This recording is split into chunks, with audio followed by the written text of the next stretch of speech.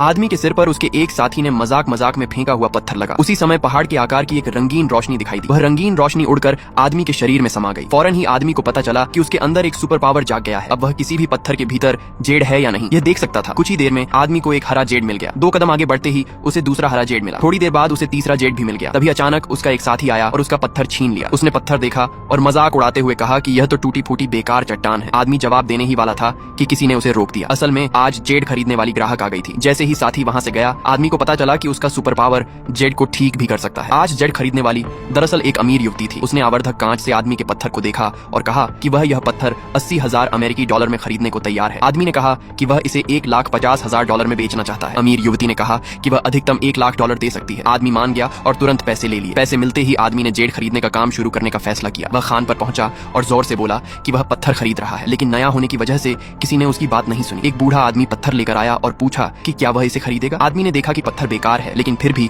उसने $200 देकर बूढ़े को कहा कि वह उम्र दराज है, अब घर जाकर आराम करे। यह देखकर सब लोग पत्थर बेचने के लिए लाइन में लग गए। आदमी ने सामने वाले पत्थर में शुगर जेड देखा जिसकी कीमत कम से कम $3,00,000 थी। राहगीर ने पूछा कि क्या वह इसे $500 में खरीदेगा। आदमी ने कहा कि यह उसके बजट में आता है और उसने $500 देकर पत्थर खरीद लिया। अगले दिन आदमी ने देखा कि 2 लोगों को एक बड़ा पत्थर मिला है। वह उसे जांचने और कीमत लगाने ही वाला था कि 2 व्यापारी आ गए। दोनों ने नए आदमी होने पर उसका मजाक उड़ाया और कहा कि वह उनसे मुकाबला करने की हिम्मत कैसे करता है। आदमी ने पत्थर देखा, वह अंदर से खोखला और बिल्कुल बेकार था। उसने दोनों व्यापारियों को चेतावनी दी कि यह पत्थर कीमती नहीं है, लेकिन दोनों ने उसे नौसिखिया कहकर चिढ़ाया। आदमी ने बहस नहीं की और उन्हें वह पत्थर खरीदने दिया।